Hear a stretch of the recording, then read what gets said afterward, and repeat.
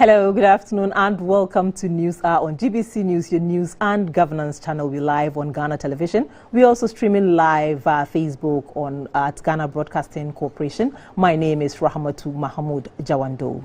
The ECOWAS Community Court of Justice has awarded a cost of $750 in cedi equivalent of 5,611 cedis, 33 pesos against Ghana's Attorney General for wasting its time. This was after Ghana, which has been sued by 3 anti-corruption agencies, asked for a week to respond to defenses filed by the plaintiffs. Transparency International, Ghana Integrity Initiative and the Ghana Anti-Corruption Coalition sued the Ghana government before the ECOWAS court over the controversial Ijapa deal. We bring you that video later. Road accident remains a major contributor to mortality in Ghana. Data from the National Road Safety Authority shows that close to 8 persons in every 100,000 people died from road traffic accidents in the last decade. The month of March has witnessed multiple road carnage as 14 people died in a road crash along the Cape Coast Takoradi Highway just yesterday. The fatalities have been attributed generally to indiscipline, including recklessness on the part of motorists and human error. To help us with more information and education on the subject, I have been joined in the studio by Ms. Peljisi, the Public Relations Officer of the Road Safety Authority. Hello, good afternoon, ma'am, and welcome to our studios. Good afternoon, my lady. First and foremost, why is it that with all the education and information dissemination about the alarming statistics on road crashes, more accidents continue to happen on our roads? Thank you very much, and I say greetings to all your cherished viewers, and I'm happy to be here once again. What is happening is unacceptable, which is advertently inevitable but can be prevented. If not, as you rightly said, not for human indiscipline, we have averted most of the crashes, but because of our attitudes on our road, we are always almost getting into crashes that could have been prevented, which is a worrisome situation. It is the indisciplinary action of road users that is contributing into the increase in the crashes we have on our roads, because statistics have shown that the road condition and the vehicle condition contribute about 15% alone to the crashes, and so the human error that takes over 85% should be looked at, and how effectively we could address the human attitude to curb these crashes. But notwithstanding that, I think because human beings are naturally indisciplined,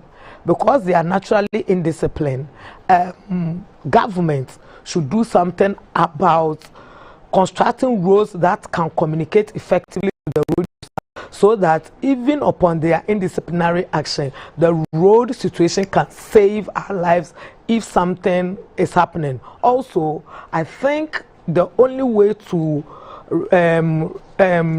solve this situation is tightening of enforcement, road traffic enforcement. Other than that, the indiscipline continuously increases each day and each time. Okay, you kept on saying indiscipline. So then, which of the factors is the most, when it comes to the cause of road accident in our country?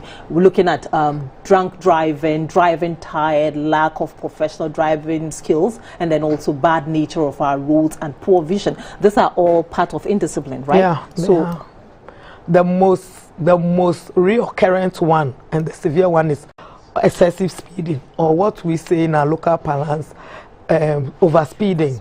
Overspeeding is the major contributor when it comes to road crashes, because when the pedestrian is careless but the speed is at a normal limit, you can do something to rescue the situation. If you crash, you collide, anything that happens, if the speed is low or is down or it's normal, you can be able to do something to rescue the situation. But all the time, all the factors, the underlying one is the overspeeding. So then if it's overspeeding, with all this education, what then do you think we can do more to, curb this whole situation? In our view, from National Road Safety, we think the face-to-face road traffic enforcement by the police should be a thing of the past, because we have now grown technologically. So we should introduce cameras at various black spots to detect overspeeding and other road infractions.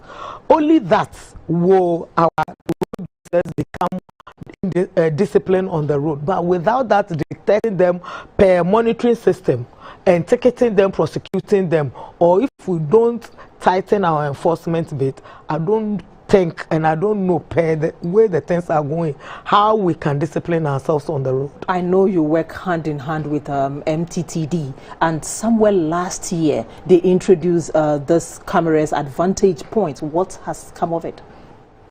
Let me educate Ghanaians on this. The cameras that were introduced was still is working national security. It's for general surveillance for crime and security. It is now that, in collaboration with the Road Safety Authority, police is here to introduce the cameras to detect road infraction. It is now coming, which they are naming Traffic Tech Ghana, whereby fixed cameras and cameras in vehicles will be brought into the country and fixed at various points, so that a monitoring system will probably be put in place to monitor any form of infraction on the way of the driver on our roads, so that they can detect and prosecute. That's why it's for general surveillance. So if one of those infractions comes their way, they prosecute the person, but it's not purposely for vehicular enforcement.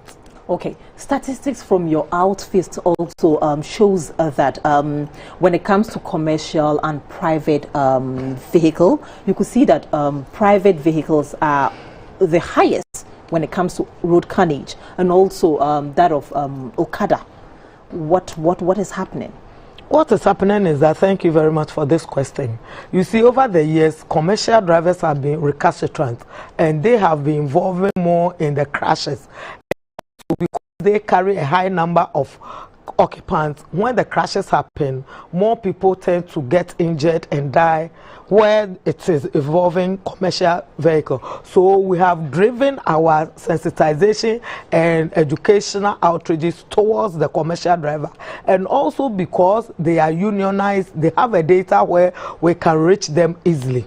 But we've seen over the years that because of our outrages towards them and sensitization, they've been able to re-educate themselves and to behave well on the road. And so from, let's say, 5 years back, their numbers involving in crashes keep reducing, whilst the private drivers do just anything because they are not under any particular management and restriction, and so theirs keep going up. But the unfortunate thing is that at most in every crash, if it involves a private driver, the most likely number to get injured or die is 5, but for the commercial vehicles, it is way above 5. It can go up to, yeah, it can go up to even 60. So our eyes are on the commercial drivers more. That is why they also think every eye is on them, and they are being pointed hands at, and so they should do something to rescue the situation. That's why their numbers keep going down, and we say kudos to their management, their unions and management, for being able to regulate them in a way that it is going down. They should keep going down for us, so that we will be able to curb or reduce drastically what is happening on our roads now. Before you leave, now that we've seen the line, we've seen the borderline that the private is becoming higher compared to the commercial vehicles, what then are you doing? Is your outfit doing about the private drivers? So, you know, most of the private drivers go through driving schools which are under the DVLA. So what we want to do is collaborate with DVLA so that they give us data of them, so that our educational drive will now also be directed at them, so that they will also behave well as the commercial drivers have started behaving, so that our crashes will go down. We want to plead to the management of unions and driver operating agencies that they should still talk to their drivers, and all the directives that we've brought out, like two drivers when driving for a long distance, and then the logbooks, and then how do we call it, the retrospective tapes. They should do it, and they should make sure that the drivers and the unions are adhering to it. Other than that, we'll keep on hearing all these things that are occurring, especially like yesterday's one. Yesterday, I think purely an accident, because preliminary investigation shows that the driver burst its tire, and so at that moment couldn't do anything. It veered into the other one's road, into the other oncoming road, and then collided with the other one. And so sometimes when these crashes happen but the speed is down, the impact would not have been severe as it does occur. So the overspeeding, the excessive speeding, we are always pleading, everybody hearing us, private or commercial or corporate, please lower your speed when you are on the high streets. Thank you so much, Madam Pearl GC, for your time. That was the PRO for National Road Safety Authority with that education. The whole technical university has taken delivery of a solar pumping and irrigation system to enhance rain-fed farming in the country. The solar pumping and irrigation system, which has developed by the whole technical university under the Green People Energy Project between Ghana and the Republic of Germany, was funded by the German Ministry for Economic Development and Cooperation, GIZ.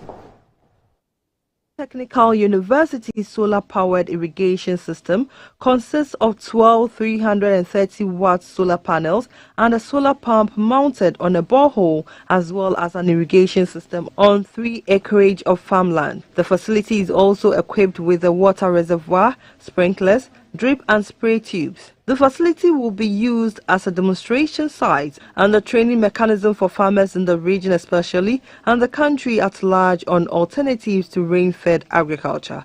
Already, a first batch of 31 trainers have completed an intensive training on the installation and use of the facility. The solar pumping and irrigation system falls under the Green People Energy Project between Ghana and the Republic of Germany, with funding by the German Ministry for Economic Development and Cooperation, GIZ. At a short handing over ceremony, the Vice-Chancellor of the whole Technical University, Professor Ben Honyenuga, commended GIZ for selecting the university for the project and was hopeful that farmers will patronize the facility to improve the activities and bring an end to the dependence on rain-fed agriculture. We want sustainability in food production, and this is the way to go. And as a university, we are excited that our idea is going to work for the good of the people of the region and beyond. The project manager for GIZ, Mr. Raphael Riesi, said the facility is cheaper as compared to other forms of irrigation systems of farming. He was hopeful that it will help stimulate investment in the agriculture sector. We think that solar energy is a very good option, and on the long run also more viable than the diesel pumps. The solar power pumping and irrigation system was constructed by Pump Tech Limited and is expected to, among others, help train farmers on alternatives to rain-fed farming practices. A demonstration field for one of the Israeli irrigation technologies in Ghana has been inaugurated by the Israeli embassy in Accra. The irrigation technology demonstration field is one of Israel's irrigation technology solutions that seek to provide alternative flood irrigation and also create an enabling environment for a cost-efficient farming to help increase crop yields. Oferi Wadakun has more. Known as the breakthrough that can significantly change the global water shortage and optimize yields in farming, an Israeli irrigation technology has been implemented at a demonstration site in Accra. This demonstration, together with many others that will be sited in different locations across the nation, will enable us to provide our cherished clients, especially hotels, restaurants, and the local markets, with fresh produce on a regular basis. The Israeli irrigation system is being facilitated by Agricultural Manufacturing Group AMG and NDRIP with support from the Israel Embassy in Ghana. The gravity micro irrigation system utilizes existing infrastructure and gravitational force for energy, making irrigation efficient at no additional cost. It also helps farmers irrigate precisely and efficiently, optimizing yields without requiring expensive pumps or filters. If we have a technology like this, how do we make it available to the farmers? Okay, because I get the same response. Gee, we'd love to have the technology, but we can't afford it. So we have to find a solution that makes the technology, which is really well priced, pays for itself very quickly, but we have to find a way to deliver it to the farmer in a way that he can afford to use it. According to the Israel's ambassador to Ghana, Shlomet Shufa, the Israeli irrigation system, which would be replicated in most parts of the country, would not only help to scale up food production, but also create employment opportunities and reduce poverty. This is a very significant contribution to crops in Ghana. The more, of course, it deployed, the better and more crops we will see. And this could be a significant contribution to elements, as I said before, more food security. Drip irrigation system has been revolutionary. It is a controlled irrigation method that works by exposing plant roots to a direct supply of water, releasing drops in a slow and steady fashion with a capacity for improving agricultural production. For GBC News, Ofeyiwa Dakon reporting.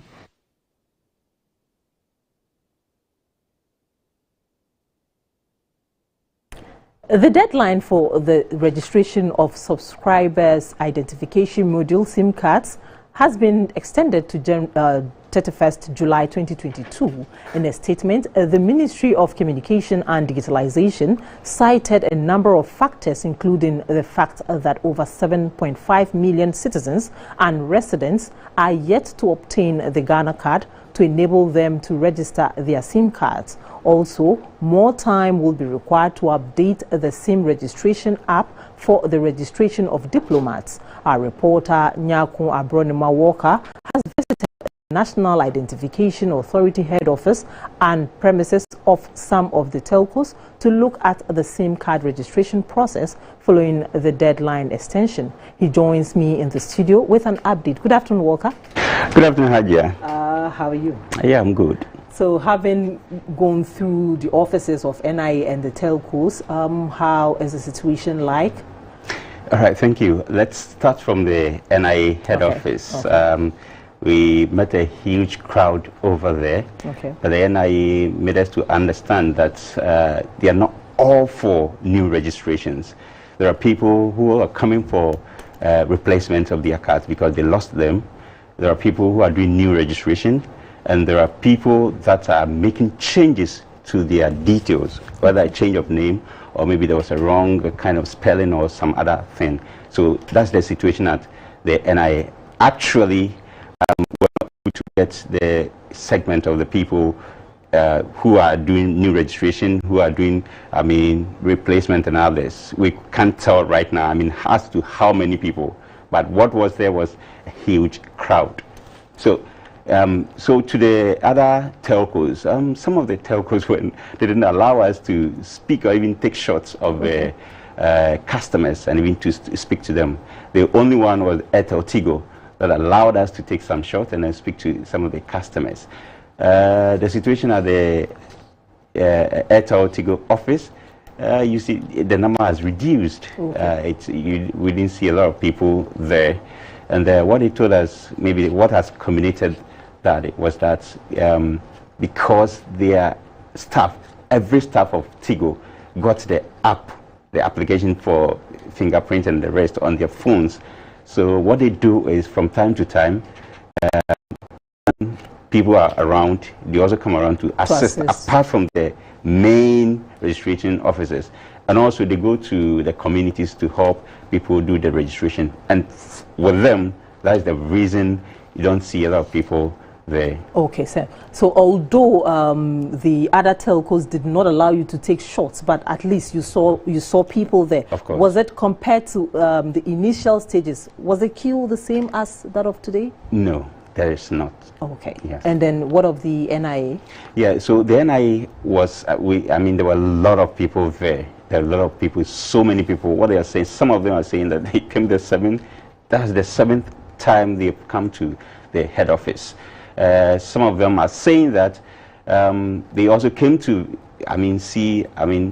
they brought someone, a colleague or let's say a relative, to be able to do the registration. What they have revealed is that they're trying to, when they apply for, employment, some of the companies are denying them the opportunity because they don't have NIA card or the Ghana card. So is the reason someone would say mad rush for that. They have to go and then get the card to be able to get employment. Gradually is becoming part of the requirements for employment. That sounds great. Okay, thank you so much. So we're expecting a detailed report from you then. That was my colleague Abronoma Walker with that update. We go over to the head of corporate affairs at the National Identification Authority, Mr. Abdul Ganiyu, who will speak to us on phone on the extension of the registration of SIM cards. Good afternoon, sir. Hello, good afternoon, sir. I think we lost him on the line. Now, hello, good afternoon. Good afternoon, sir. Good afternoon. How are you, Mr. Ganiyu? I'm doing well. Okay.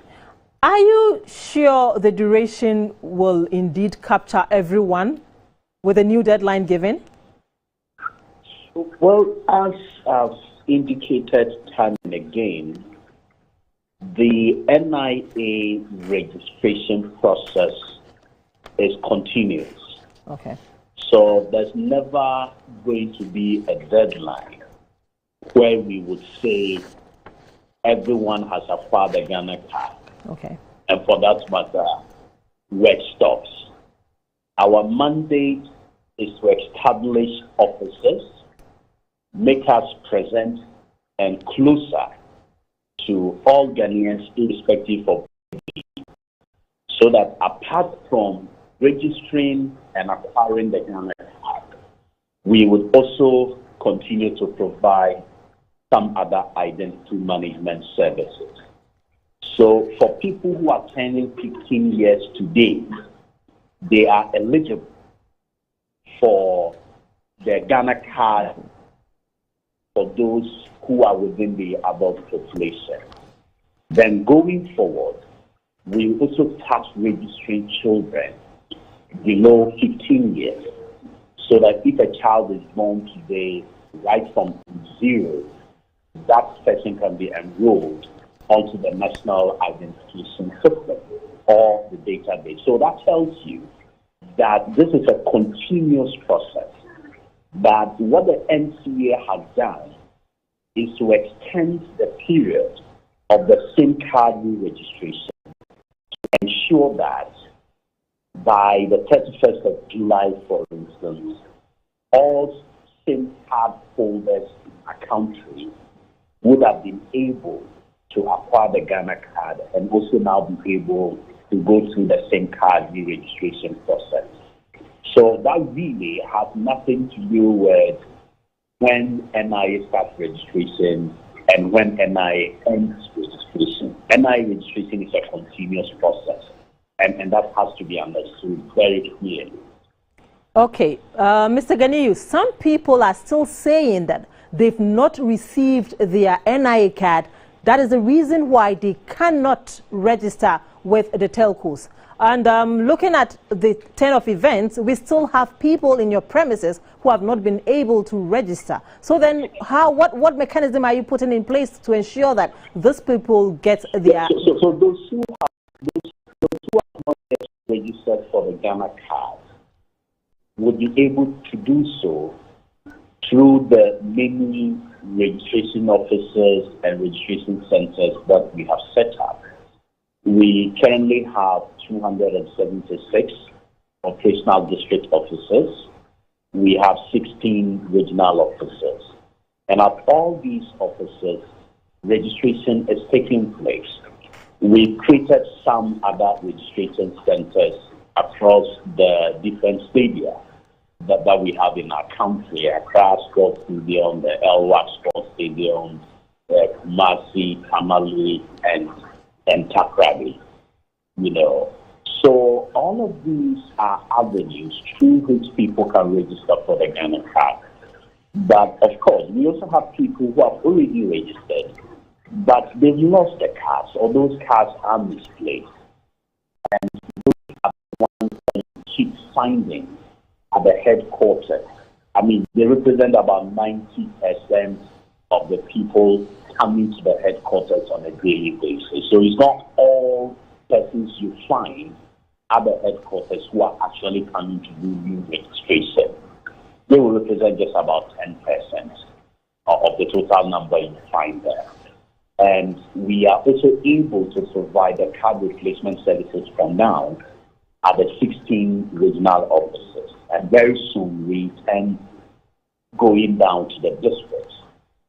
So if we have up to the 31st of July, we believe that within this period, anyone who is interested to re-register an old SIM card or acquire a new SIM card, the person will be able to avail him or herself to all these services that the NIA provides, so that the person will be able to go through the process.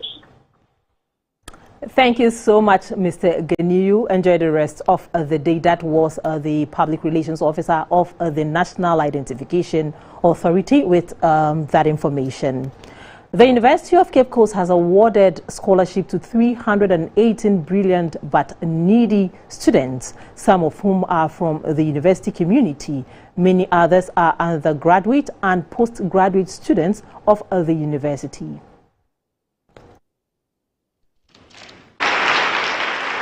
This is the second batch of students to receive such support since the award scheme was officially instituted last year.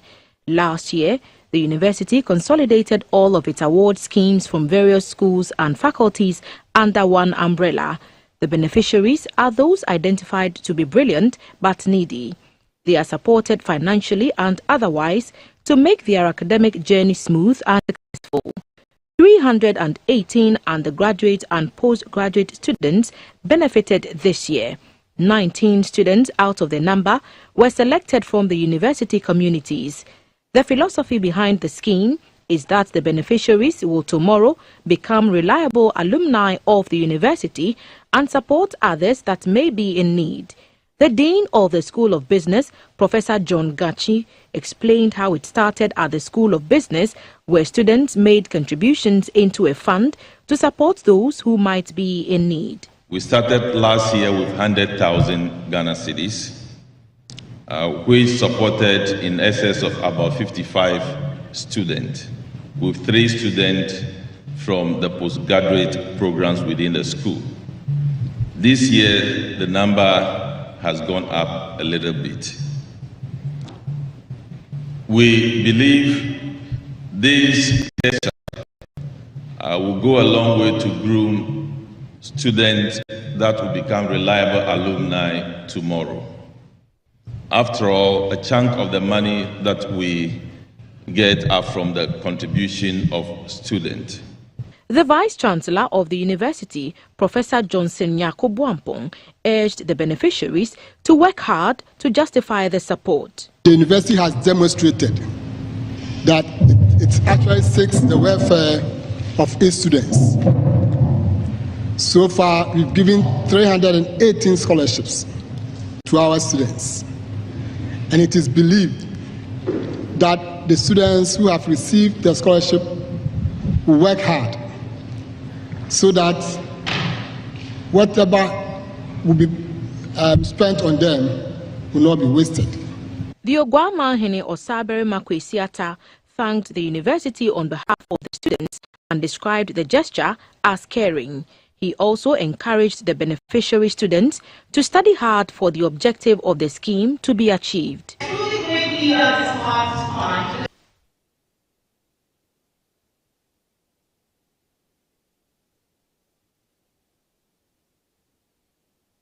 Accra is now the 7th Ubuntu hub city on the continent. This makes it a safe haven to human rights defenders by providing them with safety and security.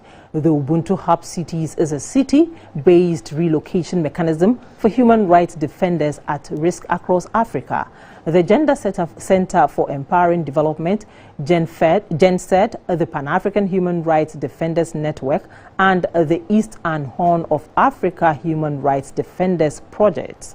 Defenders have officially launched the initiative in Accra. A report by Florida.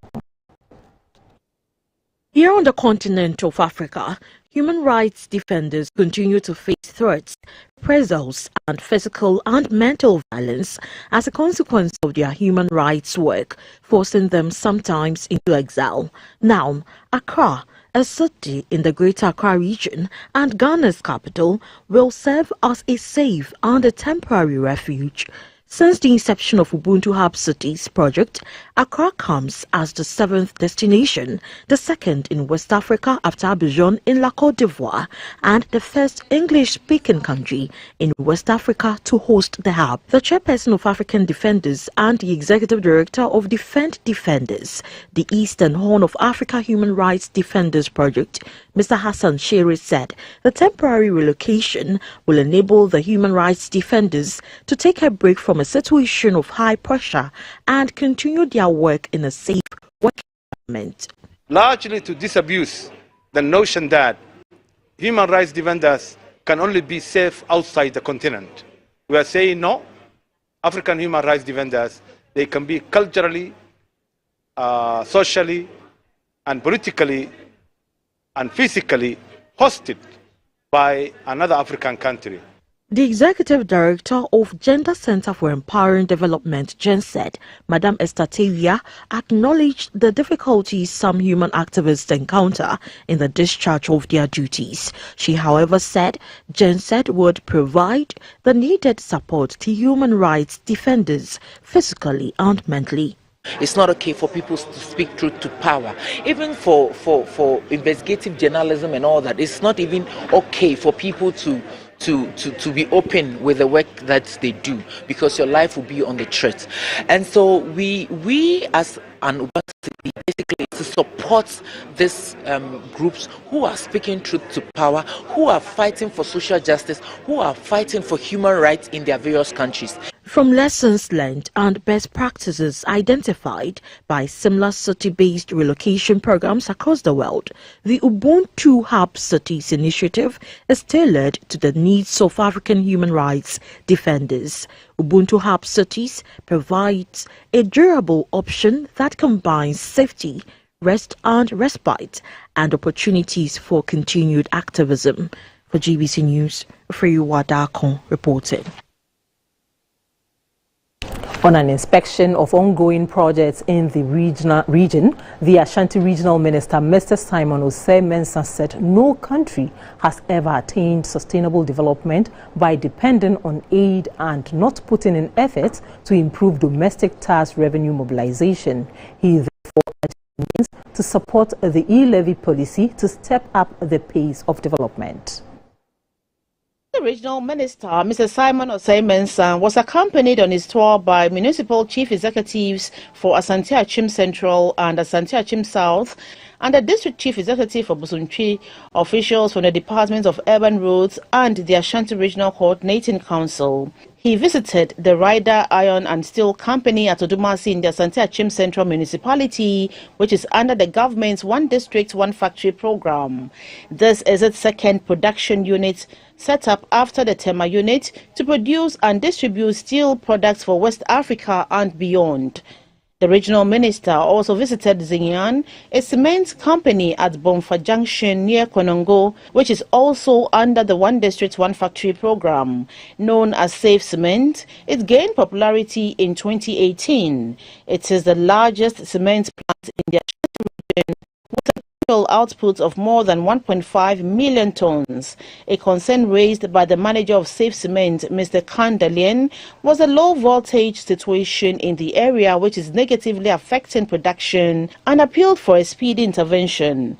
Mr. Semensa also inspected construction works on the first phase of the Lake Road project. The minister was informed by the chief engineer of Kofi Job Limited, a local construction company, Mr. Isaac Edu Amwa, that the first phase of the 1.3-kilometer road is 90% complete. The company is also working on the extension of the storm drain from the Hinsan Bridge to a stretch of about 2.5 kilometers towards Kasi, and the bulk oil storage and transportation company, also known as BOST. Upon completion of the storm drain works, it is expected to possibly end the perennial flooding, which leads to loss of lives and property. So, was impressed with the progress of work on the various projects. He said, no country has ever attained sustainable development by depending on aid and not putting in efforts to improve on domestic tax revenue mobilization. The financial position that we have in this country currently, it said that we cannot go on borrowing. So we should accept and pay this e-levy.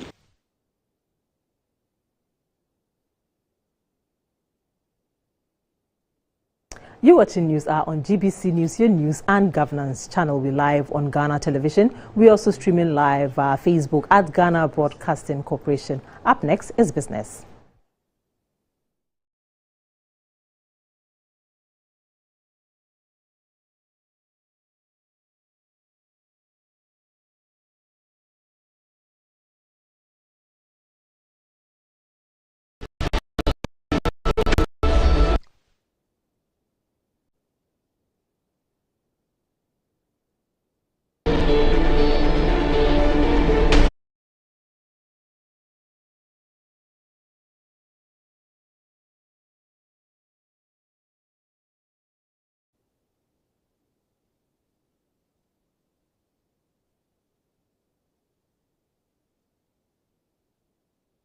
The build-up to Qatar 2022 FIFA World Cup is here.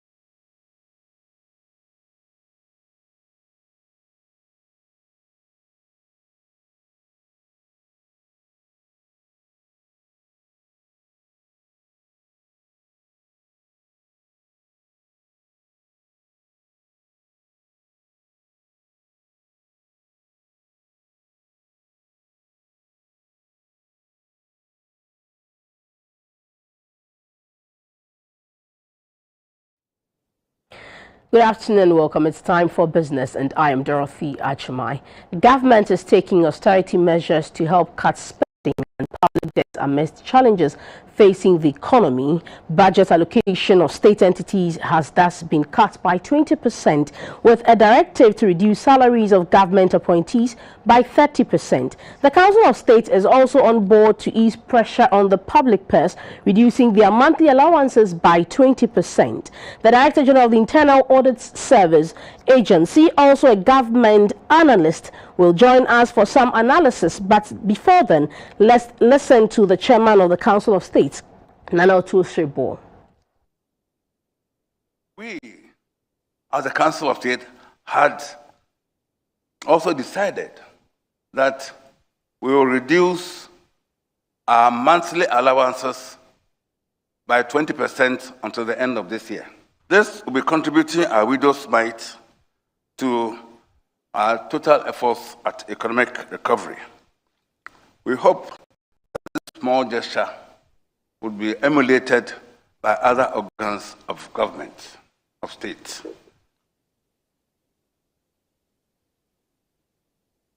We're trying to get on our lines the Director General of the Internal Audit Service, Dr. Eric Odrosai, to discuss with us government's austerities to help cut spending by way of easing pressure on the public purse.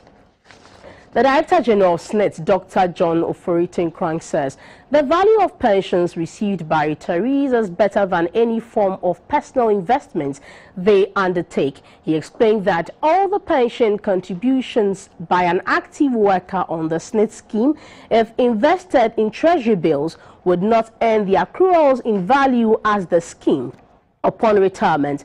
This is because for a member contributing to SNET for 322 months with a pension right of 60%, with a best salary average in 3 years as 688 Ghana cedis monthly, the accrued contribution over the working life period would amount to 37,000 Ghana cedis, or a present value of 45,000 Ghana cedis. He was speaking in Accra at the 2022 stakeholder engagement with informal sector workers. The insurance scheme that we provide says that pay 11% of your incomes as a premium for up to 35 years. And you stand a chance to be paid up to 60% of the highest amounts that you came to insure with us for life.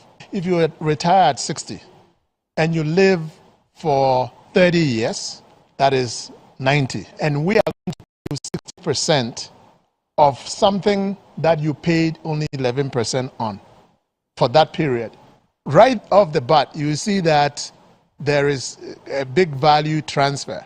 If we take the amounts that you contributed to SNET on a monthly basis and invested them in treasury bills and rolled them every quarter, compounded until the time that you went on retirement at age 60. And then we compare it to what SNET will pay you even for your first 12 years of pension.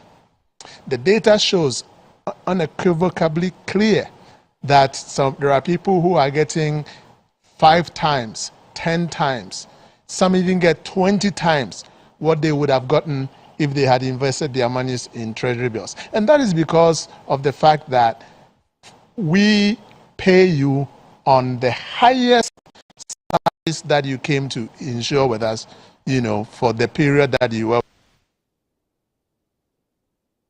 Let's have the performance of the local currency on the forex market and the prices of gold, cocoa and light crude from the Commodity Board.